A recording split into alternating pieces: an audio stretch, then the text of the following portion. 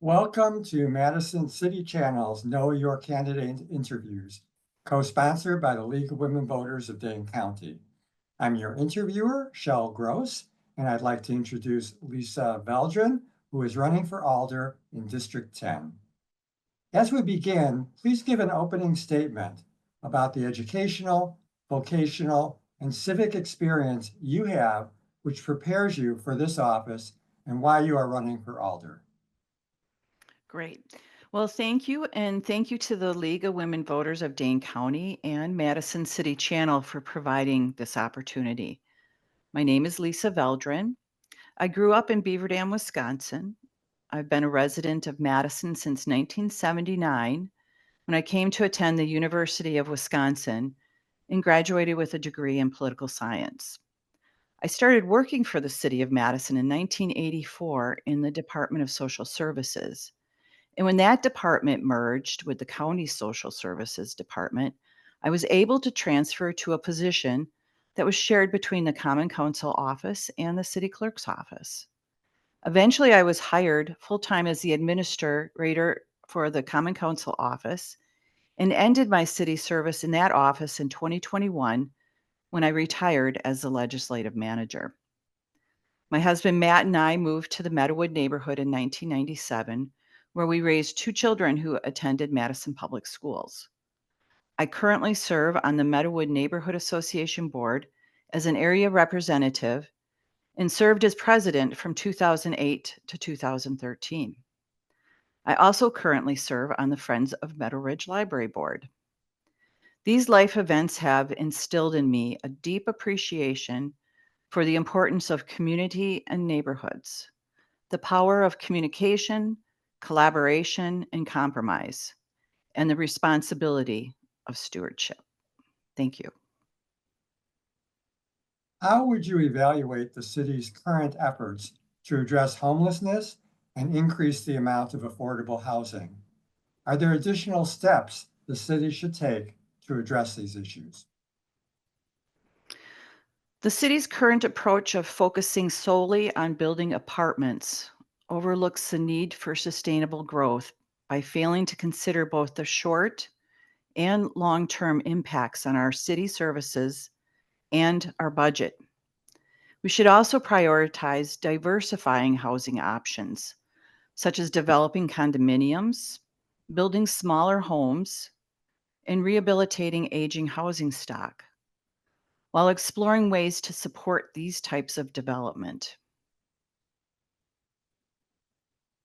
What actions or programs would you support to enhance public safety in Madison? And in particular, what is your position on the use of body cameras by Madison police officers, given the recent demonstration pilot? I think in terms of public safety, we should be focusing on how to support our police officers.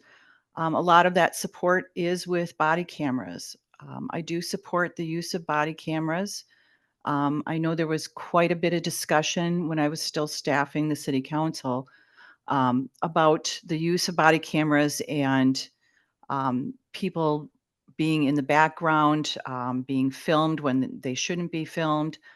So a lot of that is in their standard operating procedures and how they use that camera footage. I think that we should be looking at that. That is a costly budget item. And so we need to balance that with how do we roll that out to an entire department. Right now, I believe it's being used on the north side of town, and I would support expanding that slowly because I think with our budget and the stress on our budget, that we can't afford to do the city all at once. But I do believe that we need to support our police officers in terms of giving them the equipment and the staffing to do their jobs. In the wake of the recent referendum to increase property taxes, what are your priorities for the city budget? Well, I'm glad you asked that. I was against the referendum.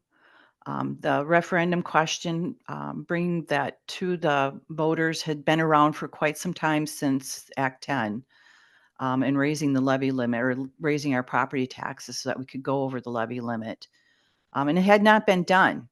Our city councils in the past have been able to figure out how to do our budget without coming to the taxpayers. The city council should be adopting a fiscally responsible budget that prioritizes essential services without shifting their costs onto the municipal services bill or going to a referendum to increase our property taxes.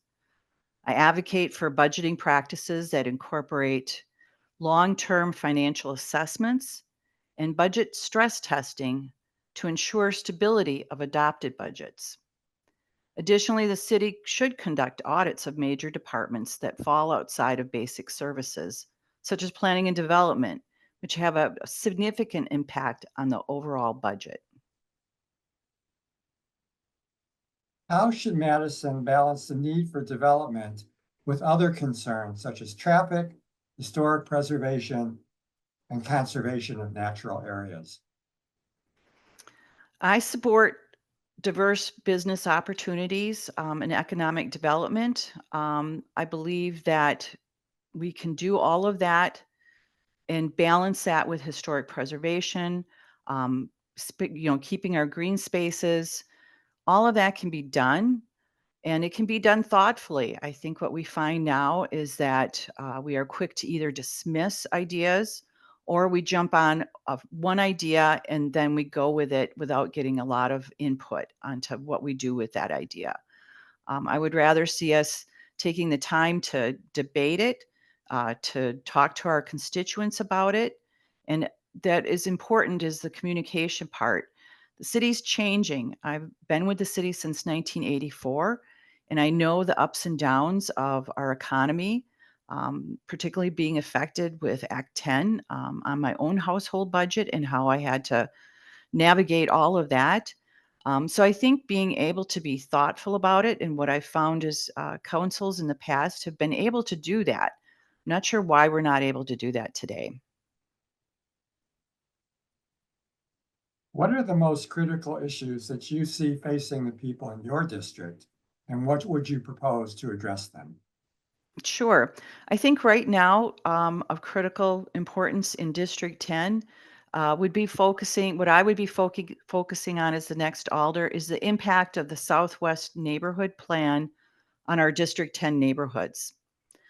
I observed how the West Neighborhood Plan unfolded last year and was disturbed, really disturbed to see how neighborhood voices were discounted or dismissed by the city. I do not want to see this happen in our district, and I will work to ensure that it does not during the Southwest Neighborhood Plan process when I'm elected as the next District 10 alder. What would you like to say to the viewing audience as we complete this interview? Well, thank you once again. You've heard about my background and my love for our community, and I will prioritize transparency in our city government. I will engage with our district residents early and often and be a good steward of the taxpayers' money. These are priorities that are lacking from our current representative, and I will bring these priorities to District 10 when I'm elected on April 1st. So thank you. I want to thank Lisa for speaking with us and thank the viewing audience for taking the time to know your candidates. I want to remind everyone that primary election day is Tuesday, February 18th, and the general election is Tuesday, April 1st. Every election is important. Please vote. On behalf of Madison City Channel and the League of Women Voters of Dane County, thank you for joining us.